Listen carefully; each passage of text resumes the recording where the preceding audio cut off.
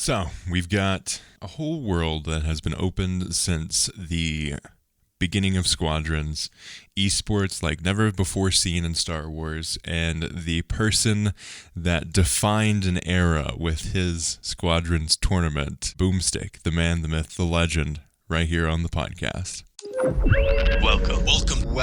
Welcome to Uplink. You're too kind. That's all true.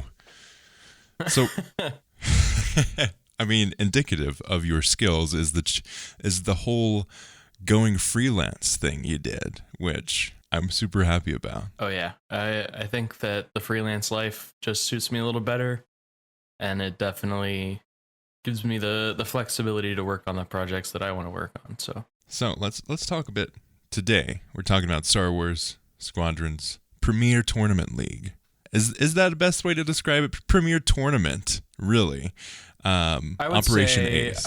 I tend to call it a tournament series. Okay, tournament series. There we It's go. not really a league, but they're all kind of interconnected. That's true. Squadrons community is very tight-knit. There's a lot of big players, and they all intermingle, which is really good to see. Yeah, I've got my hands in a lot of the squadron stuff that's going on, so I'm helping out with like the SCL and stuff like that. So Nice. I try to stay involved where I can. That's great. What have been your experiences with the world of Squadrons Esports? Man, it's been really fun. Because like you said, it's a very tight-knit community. And so working on stuff like the SCL, I worked on Cal Cup a little bit in the beginning, and just getting to meet all of the people that love Star Wars, they love competitive gaming, and just putting on these really cool events has been an absolute pleasure. It has. It's been a great time watching the whole scene erupt, and we'll see where it goes in the future. There's a want and a need for it to go forward. We'll see how big it can grow.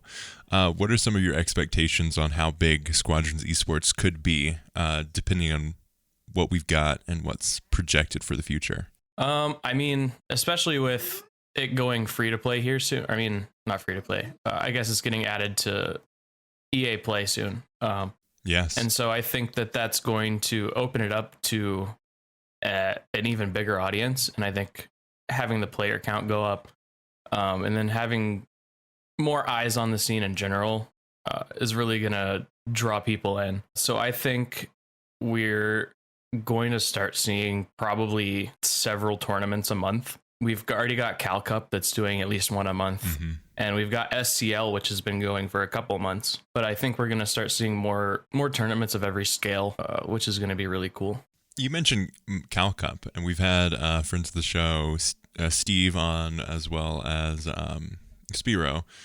We've had a lot of those. We've had them on the podcast, and we've gotten a look at that. What are some of your thoughts of with the big tournament series that they've got going, a $15,000 prize pool? Do you see that as a big step towards legitimizing the whole scene there? Oh, for sure. In general, bigger prize pool numbers are going to draw more attention because, people love money. That they do. And the way that they did it is really smart, I think. Instead of just doing like one big $15,000 tournament, spreading it out over the course of a year is super smart, because it's just like a constant flow of, one, like sponsorship opportunities, if you want to look at it from a financial perspective, but also just for the scene, having those events constantly going it looks really good for us. Oh, definitely. It keeps Squadrons in the mindset. Instead of one big tournament, like you're saying, you have that, like, oh my gosh, but you have the repetition. Like, oh, there's another tournament. Oh, there's another tournament. Boom, boom, boom. You have that viewpoint and keeping it in people's mindset. Yeah, for sure. Going on with that, where do you see it going as in a production standpoint? You set the standard, and as much as you will deny and be super humble about it, you really did set the quality standard for Star Wars Squadrons Esports. Where do you see that going in the future, and how can Operation Ace take what's been done before and what you've done before and push it even further? I mean, what I really want to do is I want to put a big LAN together. Obviously, that can't happen right now with the state of the world. Mm-hmm. But at some point, I would definitely like to do a big LAN event, and I think that that's really the next step in as far as just like production value for Squadrons goes. Oh, man. Is doing something in a live environment. It would be crazy. If you ever do that, let me know. I'll be there. Oh, absolutely. You know, the dream is to do it at like a celebration or something. That would be incredible. Yeah. So hopefully we can make that happen one day. That would be incredible. So we're talking about the world of Squadrons here, and I think that would be a huge step forward. And I mean, esports as a whole has definitely done really well at shifting to that virtual only, but it's hard to beat the energy around a tournament scene like that. Having everyone in the same room, having the crowd swell as people pull off awesome moves. You see everyone on the stage. It's super awesome to have that experience, and hopefully the state of the world starts to get back to normal and we are able to do something like that. Yeah, and it's great for competitors too, because like obviously it's fun to go and spectate, but as a competitor it adds a whole new layer of competition. Like how well can you handle the pressure of being in front of hundreds of people? True. Can you handle people booing and cheering? Stuff like that. Yeah, try not to get in your head. Yeah, exactly. So I'm really interested to see. Definitely. Oh man, I hope it happens one day. We'll get there. We will. So talking a bit about Operation Ace, what's going on around this time? So this time we've partnered with DreamHack, and they're our pretty much presenting sponsor, providing prize pool and promotional support. So that's really awesome. And then we've got another TBA sponsor that we've gotten on board that we'll be announcing here shortly. Nice. This one's going to run pretty similar to the last one. We're still kind of hashing out the finer details about like whether or not we want to do this over 1 day or 2 days, stuff like that. Mm-hmm. But yeah, it's open event, free sign up. The event starts on March 27th. So. Oh yes, excellent. DreamHack is huge. For those for listeners who aren't aware in the world of esports, what's going on? Why is DreamHack such a huge deal? DreamHack's been around the gaming and esports scene for a long time. I actually couldn't tell you when it started, but it's been a very long time. And they've been putting on some of the biggest LAN events and just live esports competitions since the beginning, all over the world. Sweden, Atlanta, Vancouver, all sorts of locations, all sorts of events, all sorts of games. They're really just one of the biggest names in esports as far as event producers goes. So having them on board is an incredible opportunity. Definitely. It's huge. I remember hearing DreamHack a while ago, and I was doing some research when we got some of the rumblings in the inner circle around Operation Ace and DreamHack. And they've been around, I think, since the mid-90s at least. So they've been a part of the scene for a while. It's awesome to see that partnership, and it's one more step at shining a light on the Squadrons Esports community and pushing the format and the community forward. Yeah, for sure.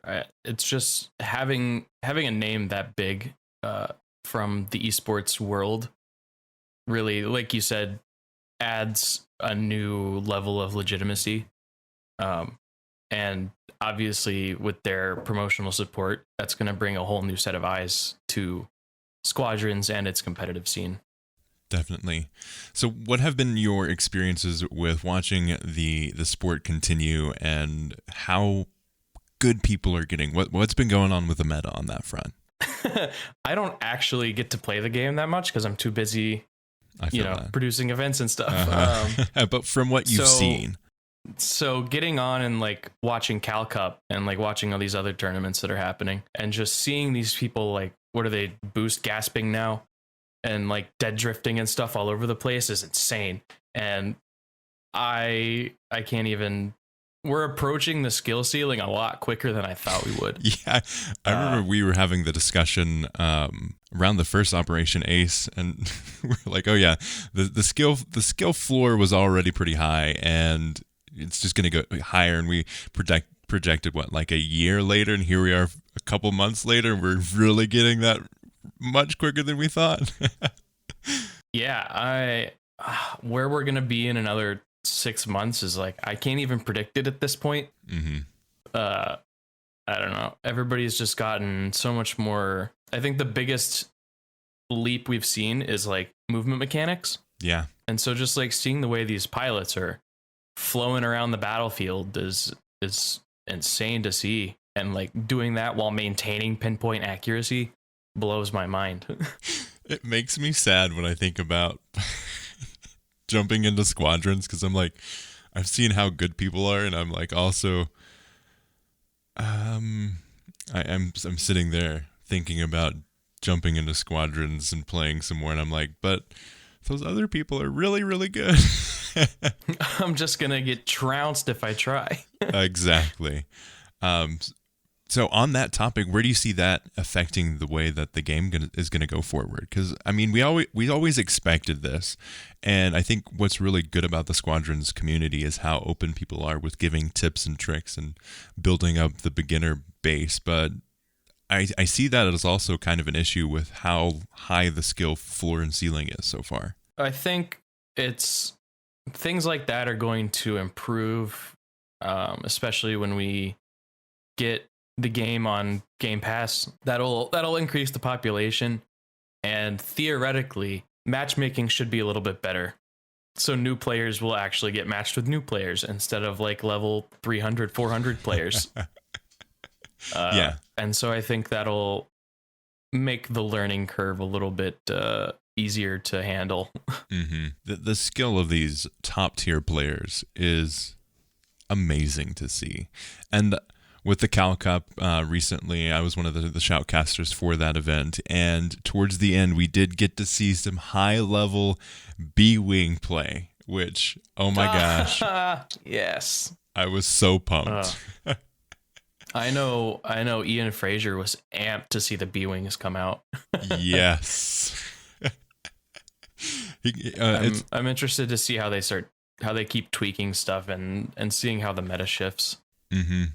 Definitely. And we see with the slight adjustment, something like the B-Wing was a lot more viable to play in high-level esports than it was when it was introduced. Because when it was introduced, it was a flying shed. It was something that like you would play with if you're going to play against your friends just for fun. And now we're starting to see these strategies come forward and see something like the B-Wing actually be played, which, oh my gosh, I was so freaking pumped when that was brought out. Yeah, on the note of like playing B-Wings with your friends, set up a private match, all B-Wings, and you can only use your beams. It's great. Yes. That's what I'm talking about. Yeah, going forward, what are some of your expectations for the Operation Ace tournament coming up? What are some of the things that you're looking forward to, and what are some of the expectations that you have with the play? I would say that my biggest expectation is that Splinter Squadron's going to win again. They're so good.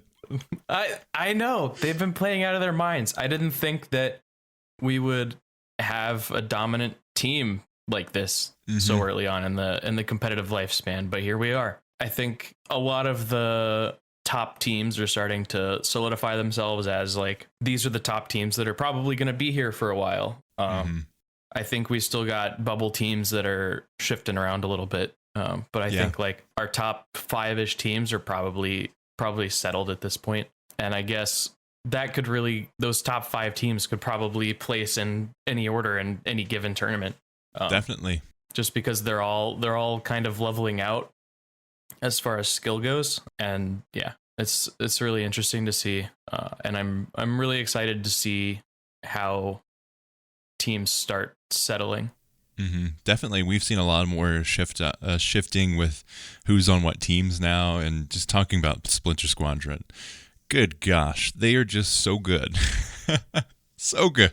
Yeah, for sure. I will say that we haven't seen as much roster swapping as I expected.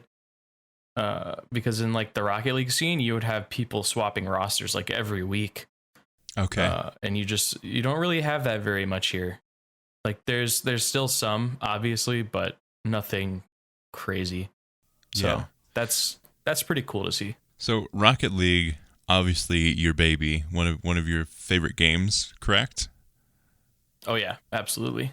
How does the Squadrons scene compare to Rocket League, which kind of had a similar experience where it was launched as a game that wasn't necessarily intended for esports, but was suited so well for it, and you had the developers, admittedly, a lot more dedicated to pushing forward that goal. What are some of the expectations, or what are some of the comparisons that you can see from Squadrons and Rocket League? Yeah, I think the biggest similarity is the fact that it's very grassroots right now. I remember Rocket League came out and I was like, man, this game's so silly. There's no way there's going to be a competitive scene for this game. And then, of course, I go and a buddy and I start what I think is the first like Rocket League. So that was an interesting transition. And I think that it's very similar to Squadrons in that actually all of the competitive right now is purely grassroots and driven by the community. Mm-hmm. I'm hoping one day that we can get developer and publisher involvement because I think their support would help the scene a lot. But so far, it doesn't seem like they're very interested. Yeah, sadly. Well, you have a lot of that history with EA and not really supporting esports unless it's with the sports titles, which is really strange to me personally. Let's push esports into the thing that's already an actual sport, and then just have that virtually. But we'll see. Apex is slowly but surely it's having one of those. It's having more of a grassroots approach too. Admittedly, it's a lot harder to run something along those lines to get everything in check because they don't have a lot of that support from the developer.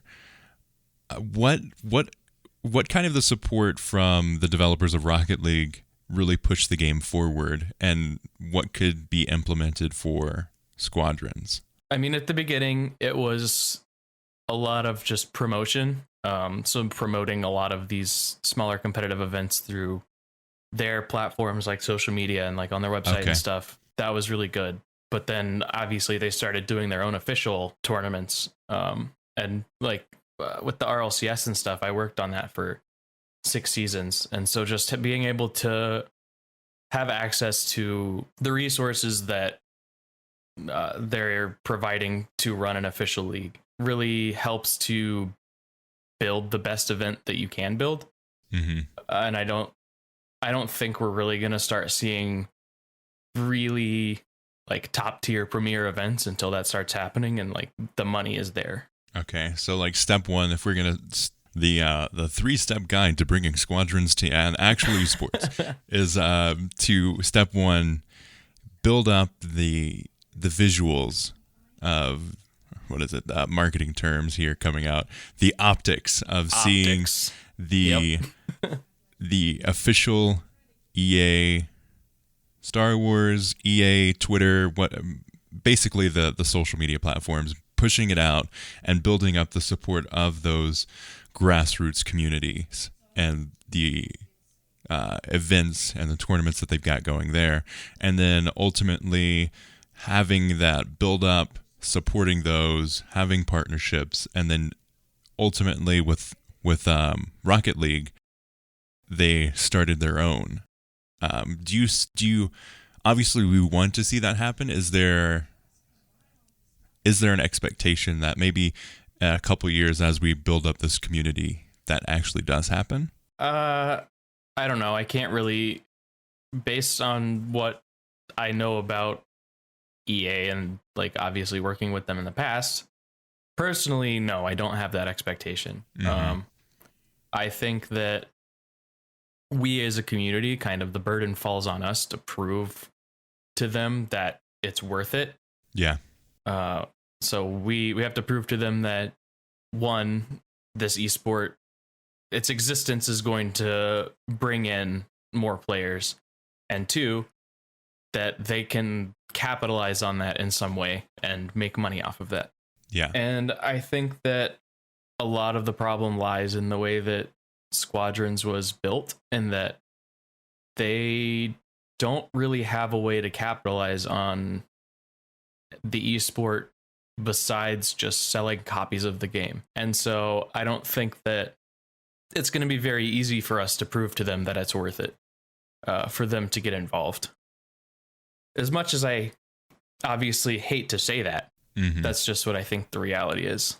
With that expectation and that history that we've got there, what are ways that the community can push it forward? Obviously, people like yourself and the future tournaments, the Cal Cups, the Operation Aces, the SCLs, all of that pushing forward is just continuation of that? Yeah, I mean, I think putting on events, which we've obviously proven that we can do that as a community, but also being able to promote those events just as much as possible on your socials or whatever. The biggest, most important thing that we can do is, while we have these tournaments and events going on, get as many eyes on them as humanly possible. Because that's how you're going to start selling sponsorship slots, and that's how you're going to start bringing money into the scene. And that's when EA and Motive are going to be like, oh, okay, maybe there's something here. Yeah. So yeah, the biggest thing is just promoting it and getting as many people involved as possible. Excellent. So closing thoughts. Squadrons is really fun. The esports community is really cool there. It's very grassroots. It could grow with the support that's needed. Stay up to date on the social media, follow them on Twitter, and join the Discord. That's all for this episode of Uplink Podcast. Thank you so much for listening. You can support the show on Patreon, patreon.com/Uplink Podcast, to get exclusive content as well as access to Uplink Plus, a monthly exclusive podcast talking all things wider world of gaming, Star Wars, and more. Definitely come check this out and help us support the show. A great free way to support the show is by leaving us a review on iTunes or Apple Podcasts. Anywhere you can leave a review of the podcast, it helps us out a ton and helps new listeners find the show. You can follow us on Twitter at Uplink Podcast, as well as on Instagram, Uplink Podcast as well. Twitter is a great way to keep up to date on all things Star Wars gaming, as well as all things on the show. Also, definitely check us out on YouTube, youtube.com/The Star Wars Battlefront Podcast. We stream every Saturday at, usually it's around 12 p.m. MST. We play Star Wars games, we play Among Us, we play all kinds of fun stuff, and it is a great time. Also, stay tuned for some more content coming to our YouTube channel as we are ramping things up for 2021. Also, if you love video games, Star Wars, plants, and pizza, definitely check us out on Discord. Link will be in the description. Come join our awesome community. You can listen to the show on iTunes, SoundCloud, Stitcher, Google Play, Apple Podcasts, YouTube, Spotify. Wherever you find podcasts, you can find this show. As always, thanks for listening, and may the Force be with you.